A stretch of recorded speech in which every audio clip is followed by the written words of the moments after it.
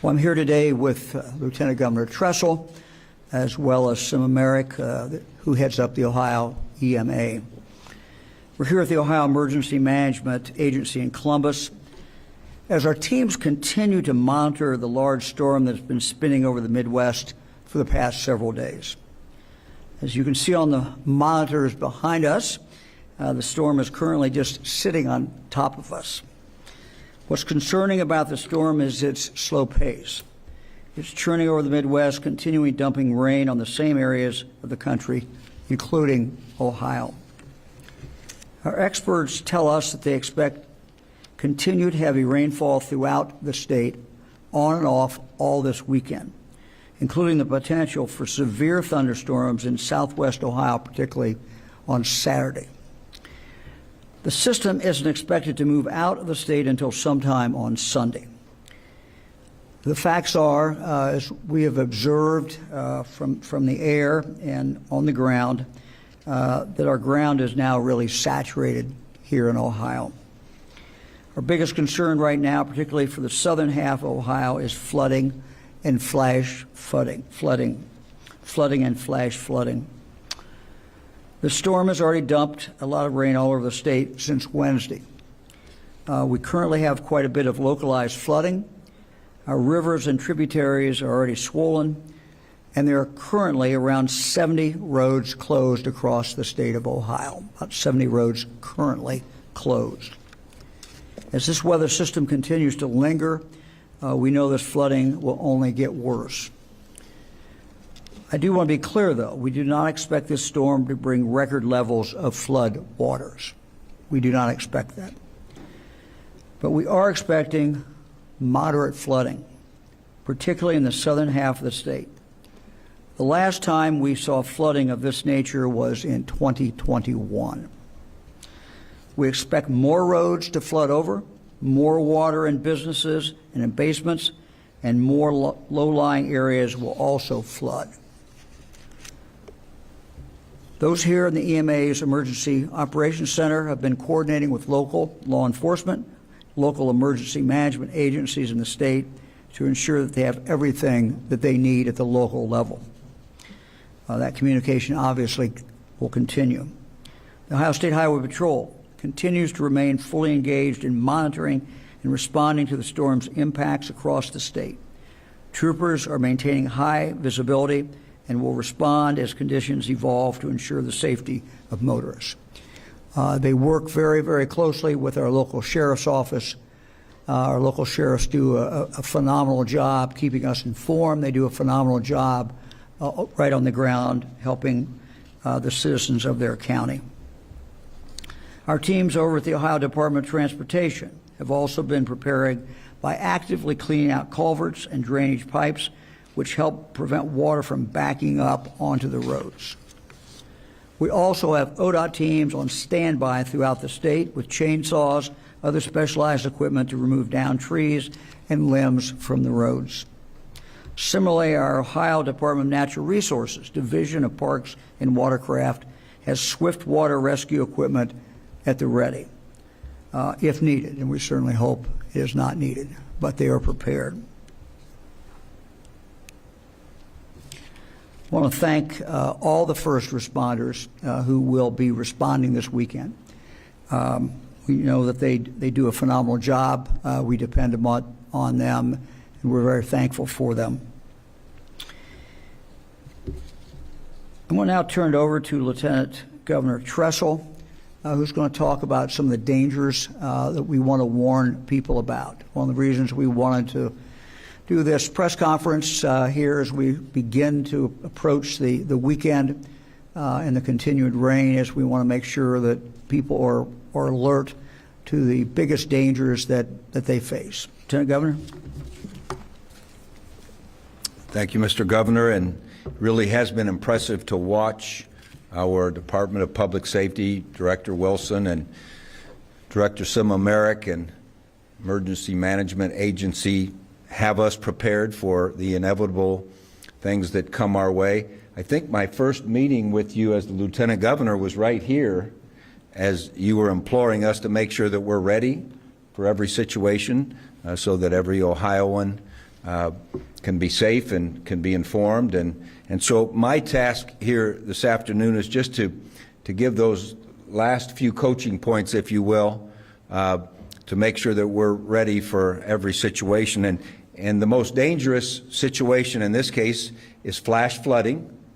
And flash flooding can happen very quickly, and you need to make sure that you get to higher ground immediately. It's also very, very dangerous, and we've got to make sure that we never drive, walk, or wade through flood water. Don't try to get around barriers that have been put up, because the barriers were put up for a reason, that there's danger behind them. Always try to be weather aware. It's pretty well known that the ground is saturated and the streams and rivers are swelling, and we've got to be aware. Listen closely to what public officials are telling us. They have the most up-to-date information, and it's impressive to watch just how close they can be to exactly what the situation is on the ground. Have a safe shelter plan. It's crucial that you know ahead of time where you can seek safe shelter in the event of a flood. Pay attention to the changing conditions, and again, continue to listen to updates. If you are under a flood warning, seek shelter immediately. I'd like to turn it over to our Director, Sima Merrick of our Emergency Management Agency, to share with you a little bit more of what all of us should be thinking about at this moment. Thank you, Lieutenant Governor. As the Lieutenant Governor and Governor indicated, I'm Sima Merrick, and I'm the Director here at Ohio Emergency Management. A couple things that I just want to reiterate is the most important thing that anyone can do, any of us and our families, is know how to get important information, how to communicate with our family if we're in separate locations, and know where your trusted sources are for information, right? So our alerts on our mobile devices, to make sure those notifications are turned on. You're going to get your most up-to-date, both locally and from state officials, on where and those hazards are and at what time that risk and that hazard is to impact you. So you want to make sure you have them turned on. The other thing is, you know, for people who listen to radio and broadcast TV, cable, and social media, there is a lot of good up-to-date information for people to get information from there. Locally, on our local channels, our local radio stations, they are giving real-time alerts all the time. And our local TV stations also have the apps that we can turn on their notifications. So when there is a warning or a watch or a flood watch issued, you will get that on your device, as well as generally get it from your local news. The other thing is, really think about that plan if you're separated, right, from your family. So if your loved ones are at school or if they're at work, know where you will all meet in case there is a flood or you can't get back home. A place where you can connect and reconvene together and be safe. And then lastly, I think that it's so important for you to have ready for you, especially if you're in a high-risk area, a to-go bag with you that has medications and batteries and a flashlight. And in particular, you want to make sure that you have those medications for a couple days, and you also are thinking about your pets. Take your pets along with you. Please bring them in out of the risk areas. Thank you. We're happy to take questions.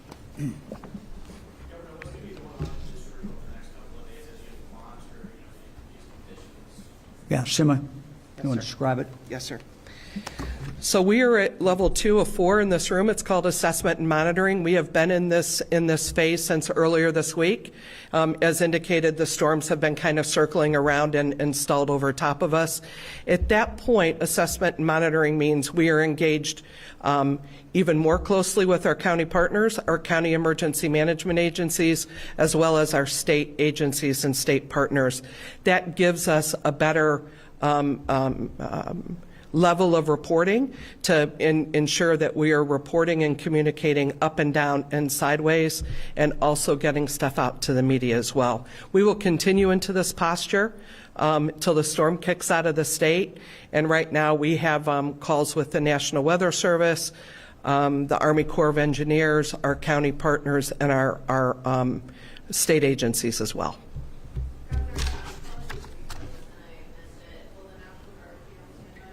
Okay, I'm sorry. Say that again. Well, look, the Guard is always on standby. We do not anticipate the use of the Guard during this crisis, but if they're needed, they certainly will be called in. Anybody else? Monitoring, what's the risk here? I'm sure taking partners in this as well of tornadoes and winds as well. Is that something that we will need to be watching out for as well this weekend, or is the concern truly just the amount of water? Well, I think the main concern at this point is water. It's a cumulative problem. We're building on what's already occurred. As you can see, it's just sitting over us, and you're just adding to that water, and the water's got no place to go. And that's just what we're seeing, and that's what we're concerned about, frankly. Could you talk about some of the damage that's already occurred with the high winds over the last few days? Yeah, I mean, I was getting reports all last night. We continue to get reports. You've got some barns down. You've not had no, to my knowledge, no serious injuries. So these have been, a hit and miss type situation in some of the counties. But if it's your property, it's not hit or miss, and it's not small. It's big. We're just not seeing a widespread damage. Some of you want to report anything else on that? Sure. Thank you, Governor. The governor is absolutely correct. We have had damages across multiple counties, from winds, straight line winds, some tornadoes. Yes, if you are impacted, it's a big deal. But we have been somewhat lucky to this point with the severe winds and storms that have come through. There are damages, but not near what we've seen in some of our other states. Thank you, sir. Anybody else? You mentioned we were at level 2. Can you talk about, is that a scale where 1 is worse, or Sure. Sure. Yeah, so a level 1 is we're at normal operations, blue sky days. A level 2 is we know stuff is going on. Not that we're necessarily impacted at that point, but we're monitoring and keeping track and reaching out to all of our partners. A 3 is when we would start to call partners into this room because we have some actionable support that we're providing out to our local communities and cities. And then 4 is if this whole room is full. So we're at 2 of 4. Anybody else? Well, sure. Well, when have you been afraid to ask a non-relevant question? Go ahead. Ohio House lawmakers rolled out their version of what you proposed to them, their version of the budget. They gutted a lot of the funding increase asks that you were asking them for. What's your initial reaction to this? Well, I wouldn't use the term gutted. They were not the levels that we think are necessary. But virtually all of the programs were continued. Some of them, as I said, were not the level we would want. I think the thing to keep in mind, and I'm watching people react to the House budget, first to our budget, then the House budget. But look, we're still early in this process. House has not even voted on it. They'll do that, then the Senate will take this up and write a whole new budget. So, we'll be dealing with 3 budgets, and we'll kind of go from there. This is the way it always works out. I think that just mention a couple things I think are very, very important. One of the things that has worked out I think we've seen some real success, is what we call home visiting programs. And, you know, I would ask the members of the Senate really to take a look at that, because these are very successful. These are reaching out to moms in very difficult times for them. This is one of the ways that you reduce infant mortality. We're making some progress on infant mortality. We're moving the numbers some, not as fast as we want.